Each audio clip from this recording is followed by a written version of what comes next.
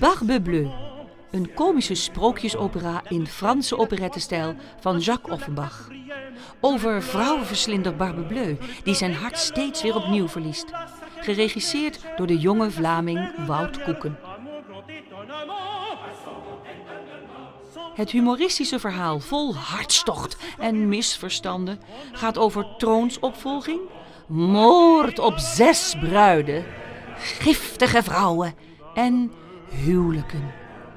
Begeleid door het Limburg Symfonieorkest onder leiding van de Catalaanse dirigent José Arián. U kunt er vergif op innemen dat u een dolle avond tegemoet gaat. Dus ga naar het dichtstbijzijnde theater en geniet van deze doldwaze komedie. De Opera Zuid